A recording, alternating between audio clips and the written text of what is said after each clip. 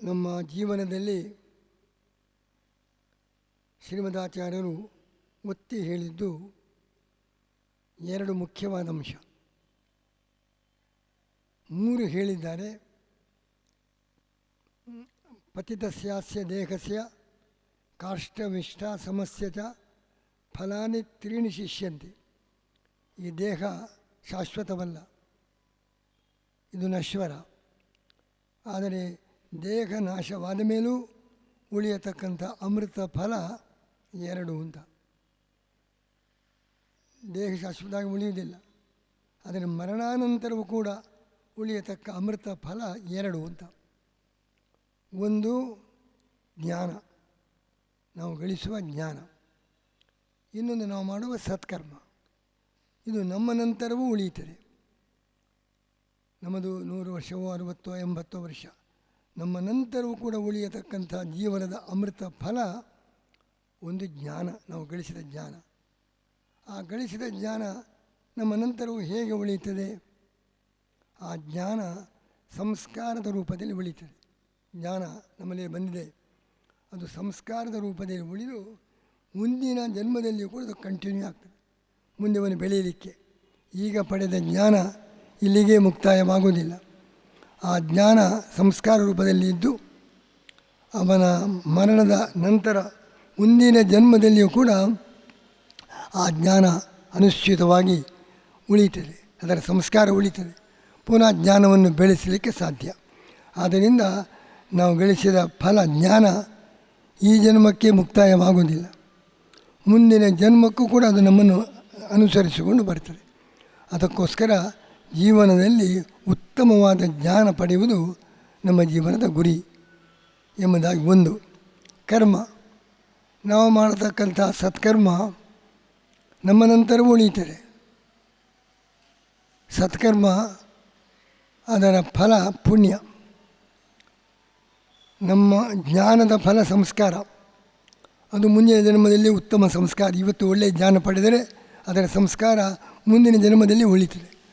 ನಾವು ಹುಟ್ಟುವಾಗ ನಮ್ಮ ಮನಸ್ಸು ಬರೀ ಖಾಲಿ ಕಾಗದಲ್ಲ, ಅದರಲ್ಲಿ ಬಣ್ಣ ಇರ್ತದೆ. ಹಿಂದಿನ ಜನ್ಮದ ಸಂಸ್ಕಾರ ಸಮೇತವಾಗಿ ನಾವು ಹುಟ್ಟುತ್ತೇವೆ, ಅದಕ್ಕೆ ಸರಿಯಾಗಿ ನಮ್ಮ ಪ್ರವೃತ್ತಿ.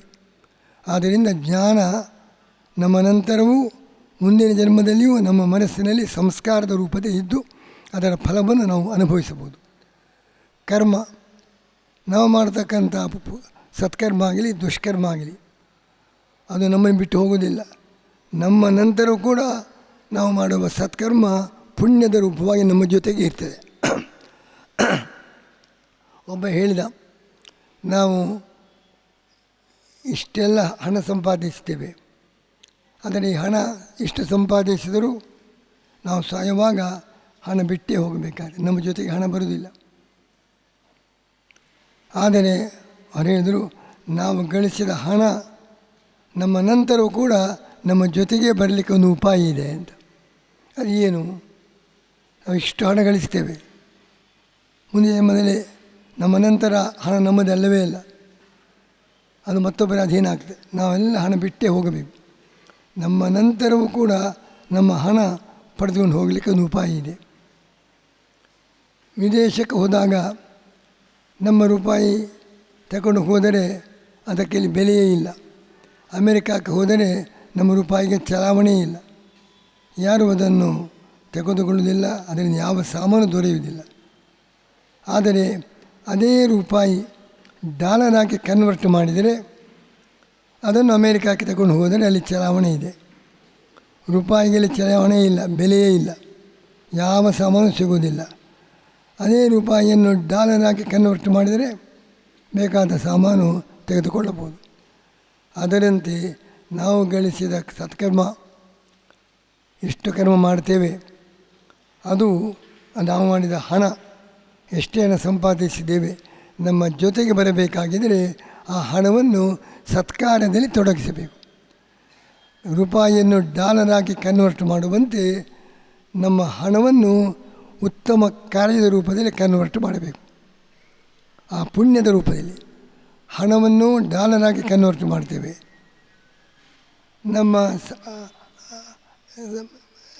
ನಮ್ಮ ಹಣವನ್ನು ಡಾಲರಾಗಿ ಕನ್ವರ್ಟ್ ಮಾಡುವಂತೆ ನಮ್ಮ ಸಂಪತ್ತನ್ನು ಪುಣ್ಯದ ರೂಪದಲ್ಲಿ ಕನ್ವರ್ಟ್ ಮಾಡುವ, ಉತ್ತಮ ವಿತರಣೆ ಮಾಡುವ, ದಾನ ಮಾಡುವ, ತ್ಯಾಗ ಮಾಡುವ, ಒಳ್ಳೆಯ ಕೆಲಸದಲ್ಲಿ ಉಪಯೋಗ ಮಾಡುವ.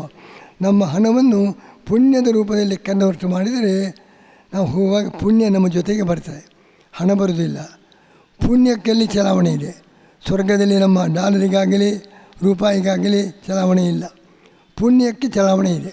ಆದ್ದರಿಂದ ಅಮೇರಿಕಕ್ಕೆ ಹೋಗುವಾಗ ನಮ್ಮ ರೂಪಾಯಿಯನ್ನು ಡಾಲರಾಗಿ ಕನ್ವರ್ಟ್ ಮಾಡುವಂತೆ ಪರಲೋಕಕ್ಕೆ ಹೋಗುವಾಗ ನಮ್ಮ ಹಣವನ್ನು ಪುಣ್ಯದ ರೂಪವಾಗಿ ಕನ್ವರ್ಟ್ ಮಾಡಿ, ಪರಲೋಕದಲ್ಲಿ ಚಲಾವಣೆ ಇದೆ, ಬೇಕಾದ್ದನ್ನು ಪಡೆಯಬಹುದು ಎಂಬುದಾಗಿ ಹೀಗೊಂದು ಚಮತ್ಕಾರದ ಮಾತಿದೆ.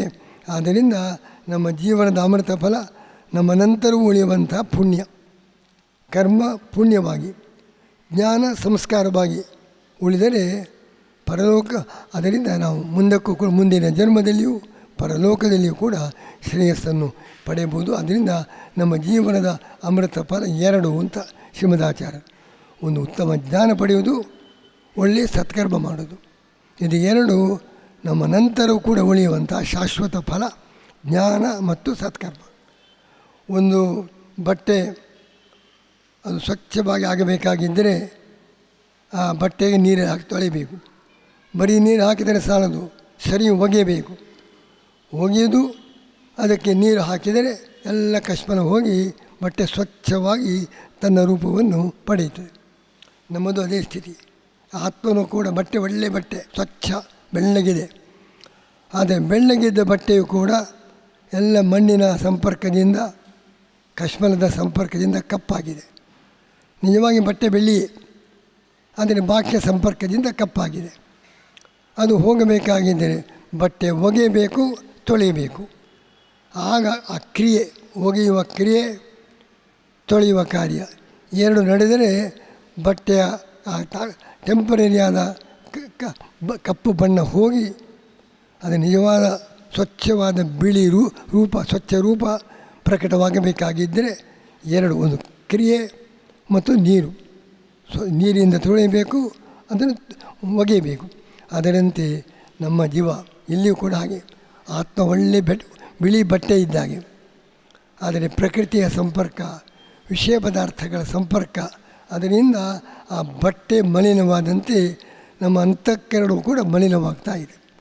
ಈ ಮಲಿನವಾದ ಅಂತಃಕರಣ ನಮ್ಮ ಜೀವ ಮಾಲಿನ್ಯ ಪಡೆದಿದ್ದಾನೆ. ಆ ಬಟ್ಟೆ ಕಪ್ಪಾದಂತೆ ನಮ್ಮ ಜೀವನ ಕೂಡ ಮಲಿನವಾಗಿದ್ದಾನೆ.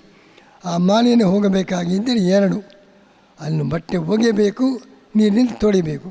ಅದರಂತೆ ನಮ್ಮನ್ನು ಕೂಡ ಸರಿಯಾಗಿ ಸಾಧನೆ, ಕ್ರಿಯೆ, ತಪಸ್ಸು, ಉತ್ತಮವಾದ ಕಾರ್ಯಗಳು, ಉತ್ತಮ ಕ್ರಿಯೆ ಅದರಲ್ಲಿ ತೊಡಗಿಸಬೇಕು. ಜ್ಞಾನದ ನೀರನ್ನು ಹಾಕಬೇಕು, ಜ್ಞಾನದಿಂದ ತೊಳೆಯಬೇಕು, ಕ್ರಿಯೆಯಿಂದ ಅದನ್ನು ಸರಿಯಾಗಿ ಒಗೆಯಬೇಕು. ಎರಡು ಮಾಡಿದಾಗ ಆ ಬಟ್ಟೆಯನ್ನು ನೀರಲ್ಲಿ ತೊಳೆದು ಒಗೆದಾಗ ಸ್ವಚ್ಛವಾಗುವಂತೆ ಕ್ರಿಯೆ ಮತ್ತು ಜ್ಞಾನ ಎರಡನ್ನು ಕೂಡ ಜೋಡಿಸಿದಾಗ ನಮ್ಮ ಎಲ್ಲ ಕಶ್ಮಲ ಹೋಗಿ ನಾವು ಕೂಡ ಆ ಬಟ್ಟೆ ಬಿಳಿಯಾದಂತೆ ನಾವು ಕೂಡ ನಿರ್ಮಲ ವ್ಯಕ್ತಿತ್ವವನ್ನು ಪಡೆಯಬೇಕಾಗಿದ್ದರೆ ಎರಡೂ ಬೇಕು, ಒಂದು ಜ್ಞಾನ, ಒಂದು ಕರ್ಮ. ಅದನ್ನು ಒಂದು ಕಡೆ ಹೇಳ್ತಾರೆ, ನೀರಿದೆ, ನೀರು ಅಲ್ಲಿ ಭಗವಂತ, ಅಲ್ಲಿ ಸೂರ್ಯನ ಬಿಂಬ ಕಾಣಬೇಕಾಗಿದ್ದರೆ ನೀರು ಹೇಗಿರಬೇಕು? ನಿರ್ಮಲವಾಗಿರಬೇಕು, ಸ್ವಚ್ಛವಾಗಿರಬೇಕು. ಕಲುಷಿತ ನೀರಲ್ಲಿ ಸೂರ್ಯನ ಬಿಂಬ ಕಾಣಿಸುವುದಿಲ್ಲ, ಚಂದ್ರಮಂಡಲವೂ ಕಾಣಿಸುವುದಿಲ್ಲ. ನೀರು ಸ್ವಚ್ಛವಾಗಿರಬೇಕು, ಅಲ್ಲಿ ಸೂರ್ಯನ ಪ್ರತಿಬಿಂಬ ಕಾಣಿಸ್ತದೆ. ಅದರಂತೆ ಭಗವಂತ ನಮ್ಮ ಹೃದಯದಲ್ಲಿ ಮೂಡಬೇಕಾಗಿದ್ದರೆ ನಮ್ಮ ಮನಸ್ಸು ಸ್ವಚ್ಛವಾಗಿರಬೇಕು, ನಿರ್ಮಲವಾಗಿರಬೇಕು. ಬರೀ ನಿರ್ಮಲವಾದರೆ ಮಾತ್ರ ಸಾಲದು. ನಿರ್ಮಲವಾಗಿದೆ, ಆದರೆ ಅಲ್ಲೋಲ ಕಲ್ಲೋಲ ಅಲೆಗಳು, ಅಲ್ಲೋಲ ಕಲ್ಲೋಲವಾದ ನೀರು ಎಷ್ಟು ನಿರ್ಮಲವಾಗಿದ್ದರೂ ಅದರಲ್ಲಿ ಚಂದ್ರನ ಬಿಂಬ ಮೂಡಲಾರದು.